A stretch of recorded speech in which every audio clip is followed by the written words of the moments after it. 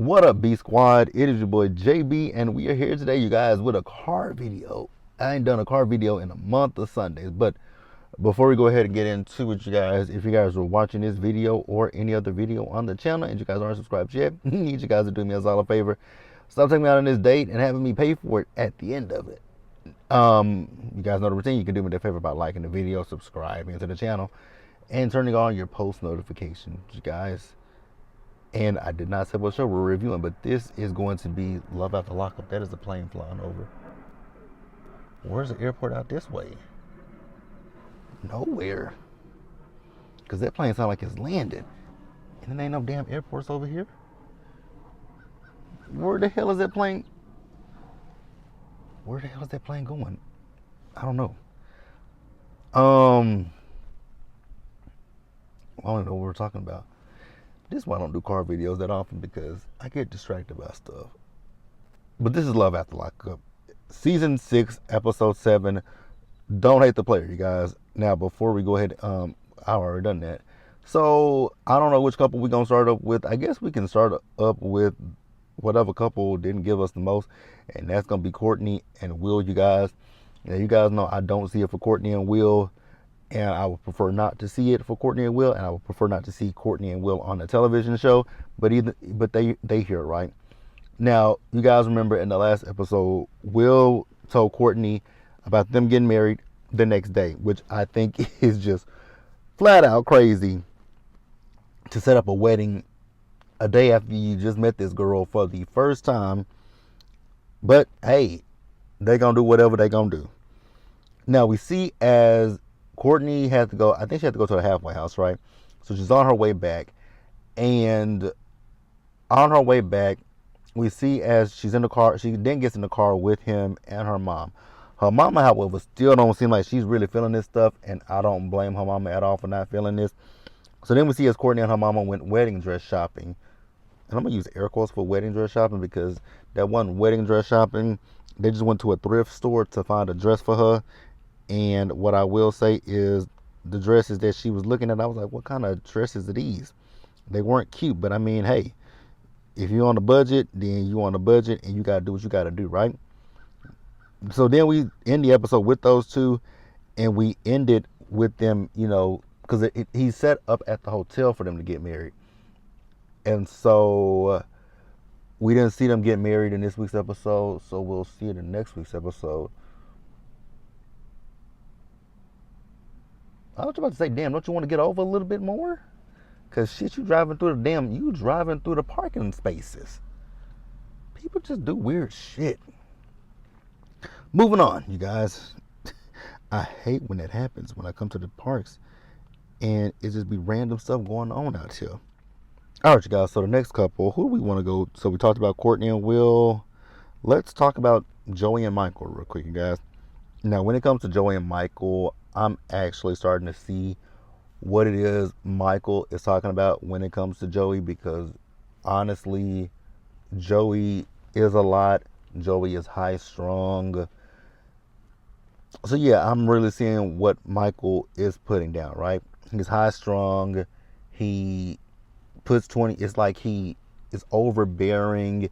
It does give father tease and all that kind of stuff, right? Now, we see as Michael was in the room and Michael was on the phone with one of his friends, right? And so he ended the call when Joey came into the room.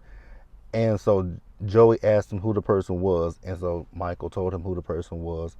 And he's like, is he somebody that's, on the up and up? And he was like, nope. I said, well, at least he's honest, right?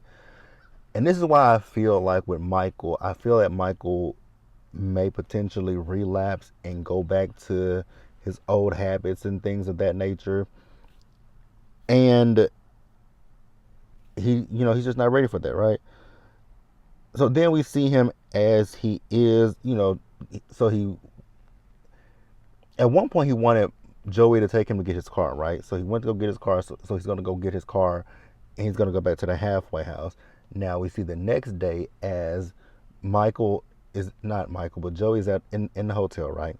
Joey's brother calls him because Joey and Michael are supposed to be going to meet his brother, right?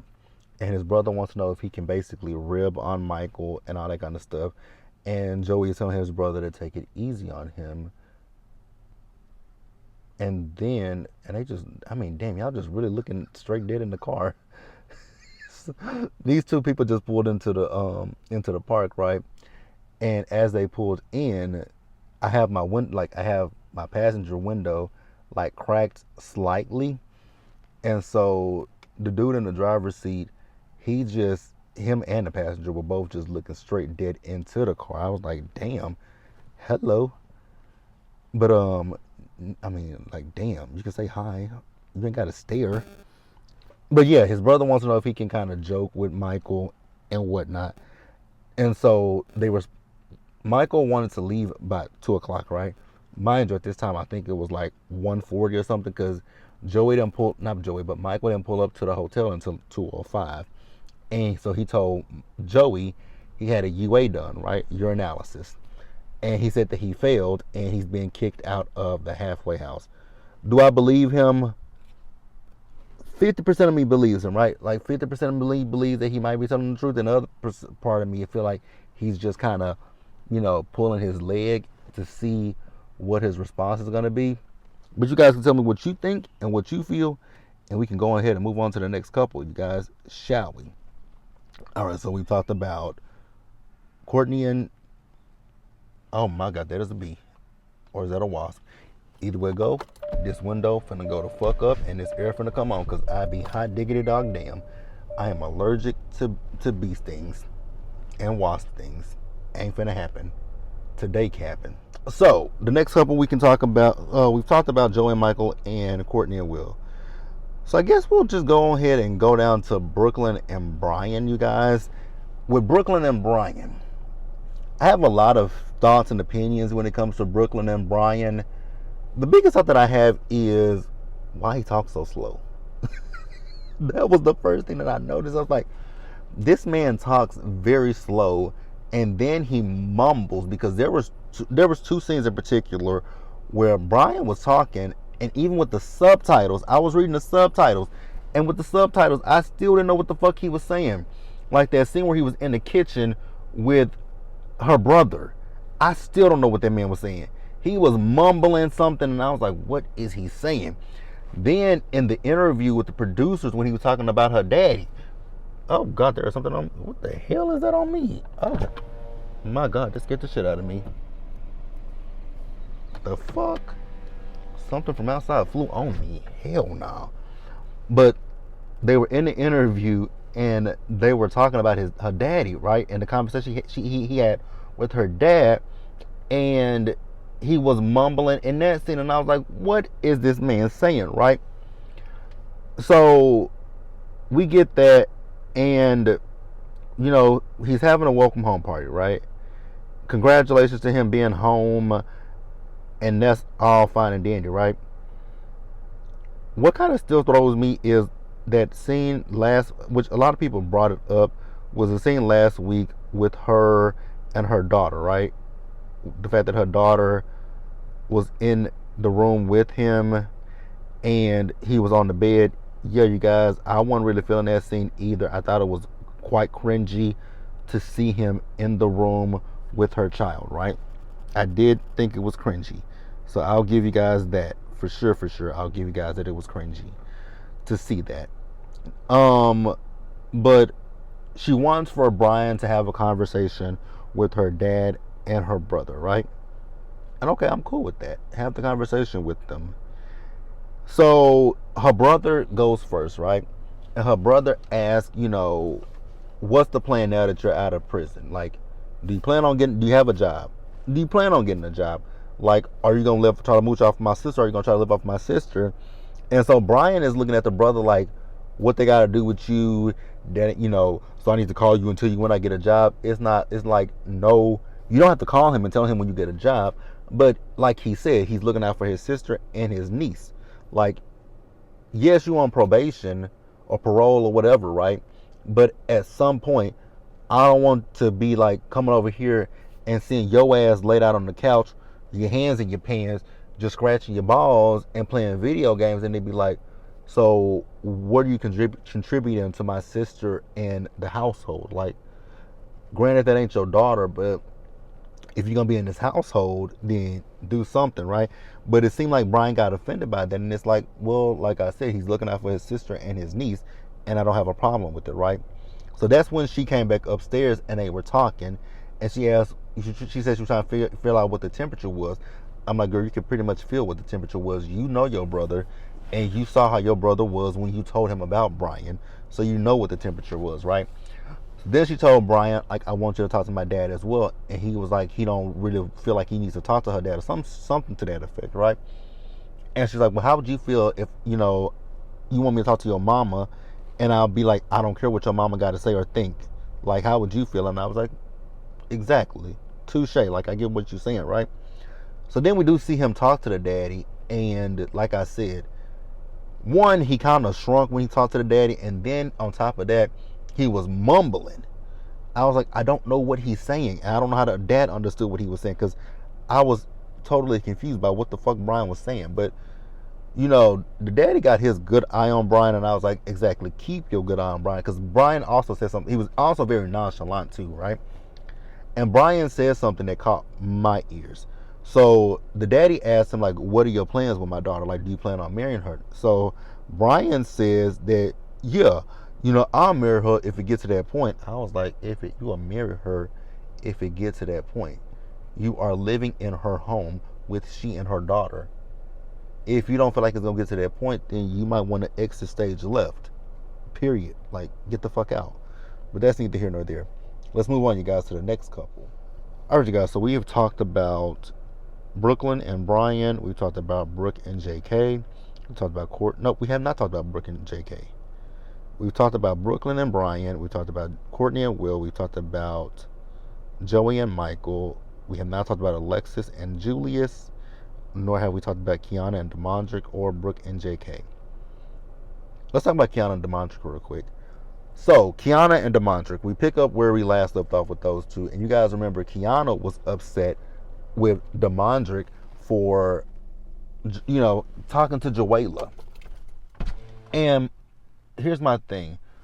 When it comes to Joella and Demondrick, they share kids with each other, right? So you don't want a situation where you have a man who has kids with a woman and he talks shit about the woman. He downs her to uplift you, to make you feel good and make you feel comfortable. Because if you have a man like that would do it about another woman, he would do it about you. So be happy that he has a good co-parenting relationship with Joella. So Demondrick and Kiana, they left, right? And they went back to Kiana's house. Am I the only person that called that Kiana's house ain't got no doorbell? Like, you can see where the doorbell is, right? And there was a big ass hole where the doorbell is. I was like, girl, is there no doorbell? This man is literally, like, my God. I hope he found what he's looking for. Because if I told y'all what I'm looking. So I turned my head, just very briefly, right? There's this older man that's riding a bike. And I just turned my head, and this man got his hands in the front of his pants, just grabbing, and I'm like, oh my God. I hope he was looking for his phone. I'm hoping that's what he's looking for, because that man was just digging. But what were we talking about? Kiana and Demondrick. So they went back to her place, right? And so we saw as 2 hours passed. So we don't know if they did the do or what, but we saw as they got into bed. Girl, I'm trying to make sure ain't no bugs flying around me. But they got into bed. Then 2 hours later, he went outside to call Joella up. Now I don't agree with him going outside to call Joella, and you know how Joella feels about you. That's the butterfly. You know how Joella feels about you. I do feel like you are kind of leading Joella on just a little bit, even though you want to say that you're in love with Kiana. I do feel like you playing a little bit of a game with Joella. That's just my personal opinion. You guys can tell me what you think and what you feel, right? And so the next morning, we see as he and Kiana wake up, right? And Kiana seems like she's in a better mood than she was the day before. And, she's still talking about the fact that it was just the fact that he hugged her. Girl, what? It ain't like he gave the woman a kiss. But they smoothed things over. Then she went in there and tried on her lingerie for him. And that was it for Kiana and Demondrick, you guys. And let's move on to the next couple. All right, you guys. So next up, who do we want to talk about next? Y'all want to talk about? It don't really matter, but I'm asking either way it go. Brooke or JK? You know what? Let's do Brooke and JK, and leave Alexis and Julius for absolute last, right? Brooke and JK. Now I have saw people, and I was listening to the way Brooke and JK talk too. But y'all have to remember, I am from Texas, and I do know white people like them, right? And I don't think that they, I know some people think that they have a black accent. I don't think it's a black accent, you guys. Because y'all have to, because again, I am from Texas. I grew up in Texas. I grew up around, I know when it's a white person that hangs around black people that got a black, that takes on our vernacular and how we talk, right? And I'm gonna keep it real with you guys. Country accent and black accent in Texas, they kind of sound one. They sound one and the same, right? And they from the country, like it's one and the same. I just really think that they just have a really thick ass country ass accent when they talk. So remember last week's episode, Brooke was upset with JK. Remember, she went on a blocking spree. She blocked Alex, right? Which I still think that was stupid for you to block Alex when blocking her on Facebook. What does that accomplish? If he has the woman's phone number, that doesn't mean that don't mean shit. If he got the woman's fucking phone number, Brooke, like, use your noggin, use the noggin, use the brain that the good Lord blessed you with, right? So Brooke called her mama and was like, "Yo, ma." Well, she didn't say ma, but she said, "Yo, mama, like you and the boys don't come because JK and I just got into it." And her mom was like, "Absolutely the fuck not." I know her mom was like, "Girl, I'm wasting my good motherfucking gas. I'm almost there, so we gonna come and we gonna see you and JK." And the boys were already happy to see JK. So she's like, "Okay, well, I'm gonna go back and try to smooth things up." So she went back, had a conversation with JK. JK, like I said, he's full of shit, right? He's full of shit. So the boys do come and they meet JK. They were happy to meet him. And I was like, okay, cool, whatever, don't care. So then the next day, we see as Brooke is trying to put a tracker on JK's phone. I said, "Ma'am, I hate when people do stupid shit like this. I really, truly do. I hate when people do dumb shit like this. If you feel the need to put a tracker on your significant other, if you feel the need that you got to put a tracker on your significant other's phone, if you feel the need to say, let me have your location, if you feel the need to say, let me read your text messages, if you feel the need to say, let me put a tracker on your car, if you feel the need to say, let me look at your call log, if you feel the need to, when you get that phone bill at the end of the month, go through the phone bill and look and see who he text, the numbers he texts, and all that kind of stuff. If you feel the need to say, let me see your DMs on Instagram. If you feel the need to say, let me see your DMs on Facebook. If you feel the need to say, let me see your DMs on X. If you feel the need to say, let me see your DMs on Blue Sky. Whatever. If you feel the need to say any of that shit, that means you already have a sneaky suspicion that this person is cheating on you. And that you have a lack of trust in your fucking relationship. So if you have a lack of trust in your relationship, why are you in said relationship with said person? Like, that reminds me of Kim from last season with Kim and Joey. Like, remember Kim put all them tracking shit on Joey? Like, if you feel the need to do all that stuff, you don't need to be in a relationship with that person, because that means you don't trust them to do anything. And then, as the age-old saying goes, if you go looking for something, you're going to find it. And Brooke, you're going to find something. Just putting that out there for you, baby girl. You're going to find it, right?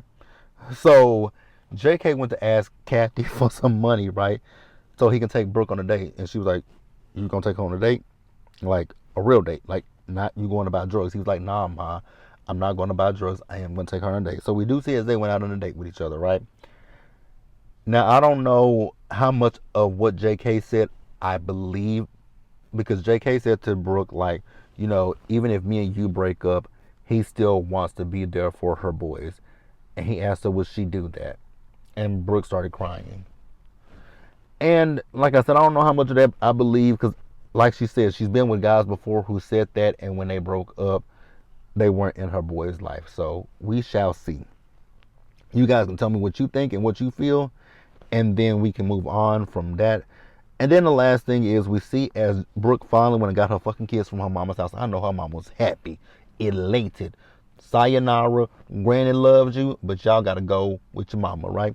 So then we see as JK and her mama had a conversation, and JK, the things that you were saying were nice and sweet. You talk about you want to be in a boy's life, but then when you talk about Brooke and the fact that Brooke is insecure and all that kind of stuff, well, you are adding to that insecurity with you still talking to Alex, and she don't know about it, right?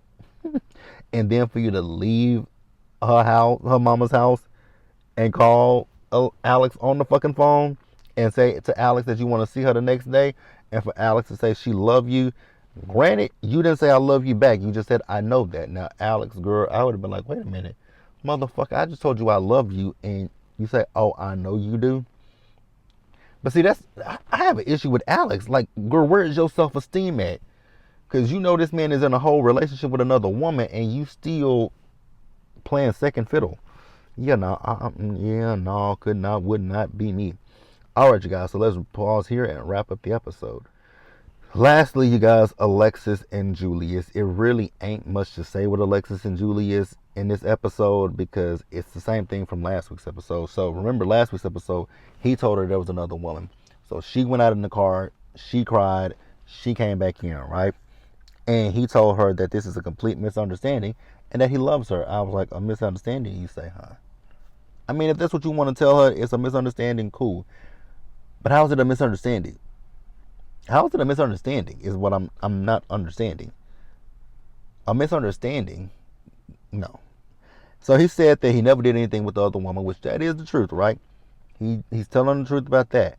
But I feel like if Ashley wasn't on some weird shit, I really feel like he would have slept with Ashley if Ashley just wasn't on some weirdo type of shit, right? So then she asked him, did he go see her? He told her yes, right? So she said, so you went with your friend? He said no. So then they get back to her place, and she told him that, she can't deal with other girls. And he said, well, you don't have to worry about that because there are no other girls, right? And she said, so how about, you share your location with me? And he was like, huh? He was reluctant to share that location with her. And I was like, ma'am, if you don't pick up on the red flags right here, I know something's wrong. Granted, like I just said a few minutes ago, don't ask for that kind of stuff, right? Because if you ask for it, then you know that there's something that there's probably something there, right? And with him being hesitant to give it to you, he said he'll think about it. What is there to think about? I mean, I get it, right? That's quote unquote would be he would feel like he doesn't have any privacy. But I mean, y'all can tell me how y'all feel about that. Alexis, girl, break up with him. Easiest thing I can say to you is break up with him. So, tell me what y'all think about this scene, right? He was talking to the producers. So the producers asked him, is there any other women? And he kind of pauses and he looks back and he said he ain't talking to no other women. And I was looking at it like, why did he pause? Then I thought about it, I'm like, was he high? Like, it gave that maybe he was high or something. I don't know. It was just so weird, his response to them. It gave he was high, and it also gave that he was fucking lying too. But that's it, you guys. Let me know what you guys thought about this episode down in the comment section below, you guys. Let me make sure that I got everybody. I did talk about Brooklyn and Brian, right? We talked about Brooke and JK, right? We talked about Courtney and Will. They were the first couple. We talked about Keanu and Demondrick. We talked about Joey and Michael. And Alexis and Julius. So we got everybody, right? We got all 6 couples in this week's episode. Again, like I said, I think Love After Lockup is wrapping up in about 1, 2, 3 more. I think we got 3 more episodes left of this season because Mama June's show premieres on May 30th. and I ain't got no intentions of looking at. I ain't never watched a single episode of a Mama June show. But that's it, you guys. Be sure to like the video, subscribe to the channel, you guys. Turn on your post notifications and share the video, you guys. And until next time, stay safe, take care of yourselves, wash your hands, be blessed, and I'll see you guys in the next one. So, you guys, I am catching up on Chasing Dallas, so hopefully Chasing Dallas will be up on Sunday. I'm hoping that'll be up on Sunday with Raising Canaan, because I gotta watch that sometime today as well, because this is Saturday. I just finished the panel with Really B for Beyond the Gates. But yeah, you guys, that's all I got. And you guys, the Never Ever Mets may be up before Love After Lockup, or it may be either way it go. Love After Lockup is the next video that I'm recording, so I don't know if I'm gonna put the Never Ever Mets first or if I'm gonna put Love After Lockup first. It just depends. Actually, it'll be so. The Never Ever Mets will follow this video, and it is currently almost 2:30. So you guys will probably see the Never Ever Mets. Well, you probably see this video about 5 o'clock, and the Never Ever Mets, you will probably see that at about 6 o'clock.